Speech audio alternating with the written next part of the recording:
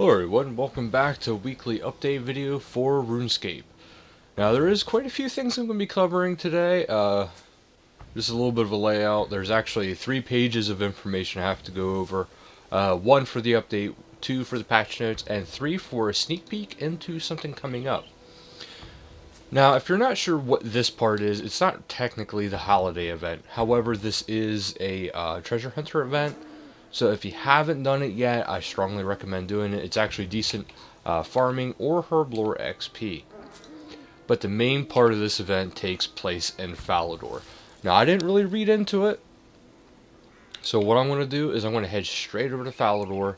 And I'm going to see exactly what it's like.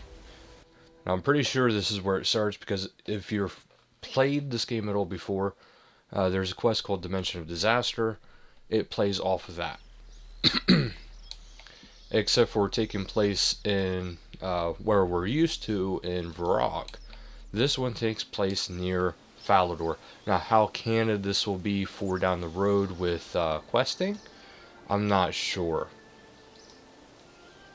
Because it is a holiday event, so do keep that in mind. And you don't need to be you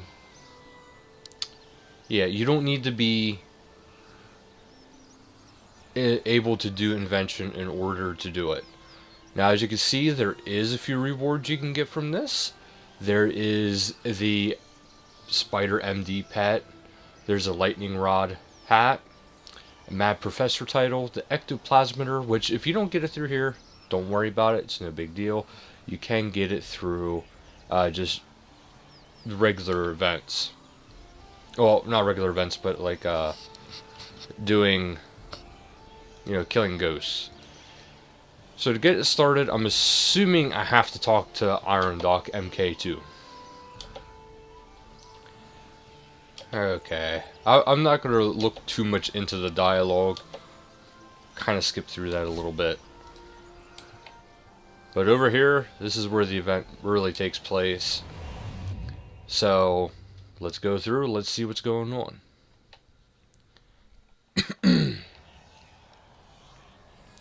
It looks like it's probably an event where you can get so much gray matter per day. Kind of like how some of the other holiday events have been. You can only do so much per day. Now, if you're not familiar with the Dimension of Disaster, essentially that was what it is if the World Guardian never existed, if the hero never existed. So that's basically saying that your character never existed in this game up until this point.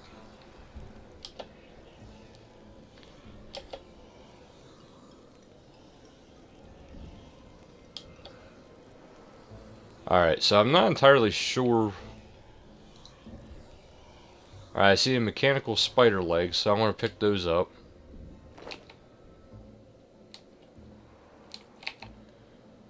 I got a feeling that's the kind of stuff I need to get. Okay, so the tree is just a tree. Yeah, I'm not sure how far out I need to go with anything. I'm assuming where basically it's marked off at. So I'm not sure what this is all going to be based off of. But I'm pretty sure all the... Oh wow, that's actually pretty cool. See, if you ask me, they should find a way to have this like a normal event. Like you can actually fully explore. It probably will be in time. That you can fully explore the Dimension of Disaster area. Because this way, people can really see what it's like without the hero being here.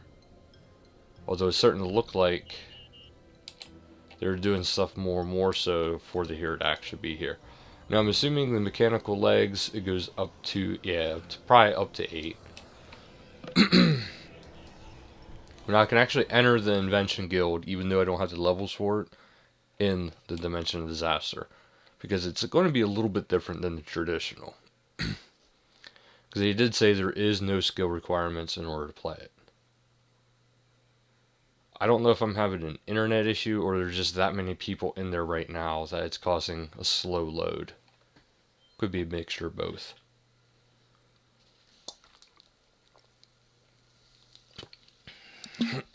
Either way, not good.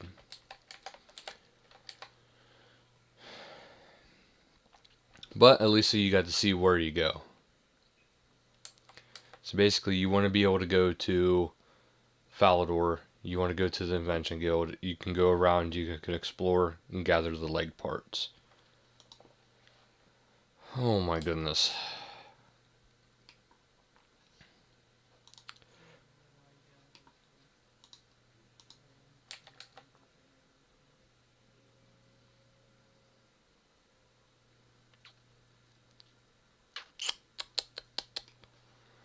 Alright, well, while that loads, I'm going to go into the big news that I thought was kind of neat, is the Elite Skilling Outfit Update. Now, what they're doing is, they're going to take, it looks like, just the Gemstone Golem, and the Rune Ethereal outfits. And it says, when you reach level 70, alright, we'll come back to that. Alright. So as you can see, there's a lot in here, and what essentially you need to do is you need to create a guardian for this world. Okay, so I need to go to Frankenbrain, and I don't know which room he's in. I'm going to assume over here, because I've seen NPC markings over here. Okay, there's nobody over here.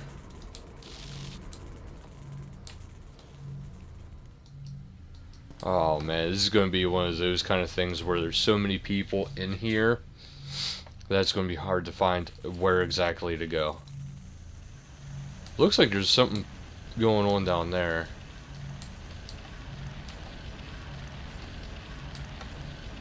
See, all it takes is for one person to be standing somewhere where where one of the primary NPCs are in order. Oh, there we go. Oh, it's actually a brain.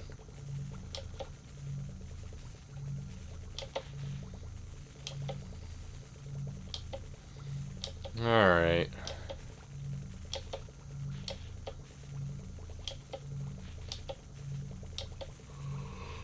Oh, okay, what's going on is eventually I'm going to have to create the Guardian.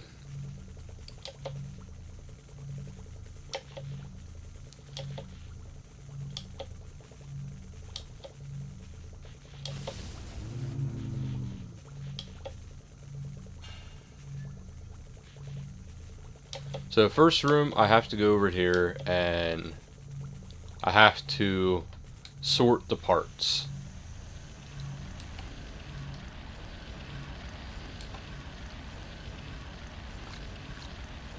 So this isn't going to be too entertaining, if you ask me.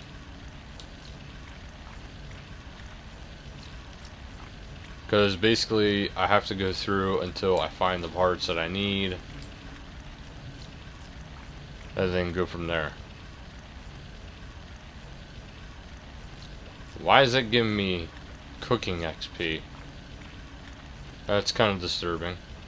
Yeah, okay, so it shows your progress little by little. But essentially that's what you're going to have to do, is you're going to have to go from room to room to room. And he's going to direct you to which room you have to go, and you have to create the Guardian for this area. And as you can see, there is a light shining over, and that is the area you want to be at to get your disassembling progress going forward. But that's the update. I mean, you've seen the rewards, and you got to see some of the action to it. It's not overly complex. It looks kind of weird, but it's not overly complex. So back into the updates. Well, the other part of the updates. Now I'll go over this first. The Halloween 2016 update. The requirements, there's none. There's no special recommended way to do it. How to start, you can see me doing that. You go you go through the portal by the Invention Guild northeast of Falador, or Dark Falador. Essentially, you have to build a monster, which you see me doing the sorting. You can also get the rewards. There's a mechanical spider pet hunt, which is the spider legs you see me collecting. And that's all that's really to it. This event will run for 2 weeks up until November 7th, so that is important to remember. Tuesday, October 25th, this is for the live streams, at 1600 game time, there's a ninja Q&A. On the 25th, same day, at 1700 game time, there's loot from 5,000 hard clue scrolls. And Friday, October 28th, 2000 hours, there's an update preview with Mod Shawnee. In other news, they did have about the update posts on skilling outfits and how they will work. But they're not out yet, they're being in the process. Now I do have that one up just so you guys can see a little bit of the information. Maybe check it out on the forums, because it is in this week's update for, you know, the link to go to the forums through it. But they have details for the Gemstone Golem and the Rune Ethereal outfits. And now it says when you reach level 70 in the appropriate skill, you can speak to the skill cape master for that skill to learn how to collect elite outfit fragments, gemstone golem fragments, etc., different per skill. These fragments will be gathered in the currency pouch when you are training that skill through any method. So if you're doing a crafting, you'll probably be getting gemstone golem parts. Okay, now to turn the fragments into the outfit pieces, you will need to learn an invention blueprint, have 20 invention for the gemstone golem outfit, and 21 invention for the rune ethereal outfit. And level 80 in the associated skill. And the blueprint will not cost any inspiration at all. Okay, it says what's staying similar to the outfits from Treasure Hunter. The outfit pieces will be one-to-one tradable. The outfit pieces, or the outfit piece you craft, will be random to encourage trading. Outfit pieces are reclaimed from Diango. If you have all 3 normal outfits, they can be combined into the one super outfit. They're currently looking to release this on the 14th of November. Originally, the plan was to release it within 2 weeks, but they're taking extra time to get the outfits just right. I noticed RuneScape and Jagex, they're trying a lot harder. I mean, they always tried hard, but they're trying a lot harder to make sure their updates are perfect upon release. Now, that's not always going to happen. There is always going to be like slight glitches. Like the first one, I noticed it actually right away. But now for this week's patch notes, the graphical improvements are Iron Man legs will no longer stretch when performing certain animations. That means like this guy right here. For the longest time, certain animations, that leg armor would stretch. It would look so weird. Alright, but now the skills, D&D's minigames of aggression, luck, and camouflage potions will now correctly share half of their effects in Social Slayer. Rogue gloves from Deathmatch are no longer always lost on death. Broken rogue gloves from the Crucible now unlock the tier 1 Deathmatch gloves when converted. Quest challenges and achievements, Arc seashells are now stackable. That's good. The Arc travel map interface now opens to the Uncharted Isle page if last selected, saving players who wish to travel to another island one click. Excuse me. Tang the food merchant on Waco now buys non-sliced mushrooms. Players can now access the Gnome Glider Network from Teolet Gnome Colony after rescuing Azealia Oakart. Players no longer sink into the stairs in Teolet. The player's chat head when wearing a Caruso mask no longer clips through the Legacy interface. Players can no longer walk through a rock on Cyclosis. The blocking on certain Uncharted Isles has been fixed. Destroying messages. Okay. Okay, now, so once I got 100%, I got 50 gray matter. And it tells me not only how much gray matter I got, but how much gray matter I have overall. So that's something to keep in mind, kind of nice. It's kind of nice I actually kept that open. Alright, but back to the patch notes. Blocking on certain Uncharted Isles has been fixed. The destroyer message on the Hunter outfit now indicates that it can be reclaimed from the Ango or a player in Tao's costume room. Mushroom clusters now look better when spawning on a hill on an Uncharted island. An unhandled dialogue state in Head of the Family when talking to the Cyclops captain has been fixed. Entering a Telos encounter will now offer the ability to fight an extra 5% above highest in rage. This is so players no longer need to perform 2 kills to get to the new highest in rage. Several phrase indicators have been added to Telos Life Points interface. Players can once again teleport to the Grand Exchange, use less game pieces from the full currency pouch interface. Players can once again activate the insane final boss title. An issue with a scroll bar on the group member window has been fixed. Rune metric rows no longer get muddled, showing XP added to the wrong skill. Last week hotfixes at 1140, 1500, 315, and 1315 and 1815, on 1017 and 1018. A way for players to activate the gold and final boss title has been added.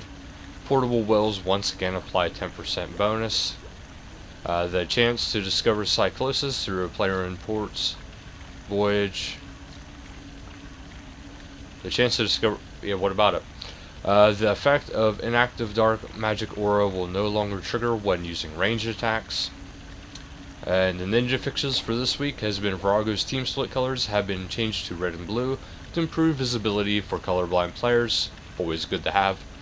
The red and green outlines on the Celtic Knot puzzles have been amended to more clearly define correct positions for colorblind players. Again, very nice thing. The Spirit Gem Bag is now kept on death outside from the wilderness. So all good updates, and if you don't remember, the Spirit Gem Bag is a new thing from the Thaler shops.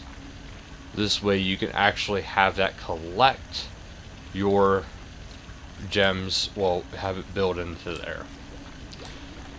So as you can see, for this area you want to go wherever the light is shining and you'll get gray matter.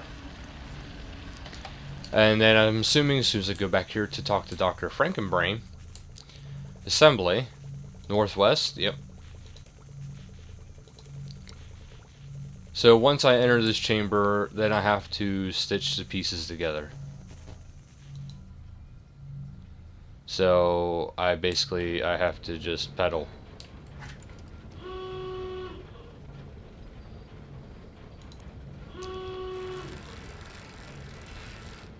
I don't know how to tell what speed I should be going. Oh, correct speed is slow. It tells you right here on the side. Alright, so this is pretty simple. For some reason you get fire making XP. So if you're not familiar with the Perfidness area, this is a lot like the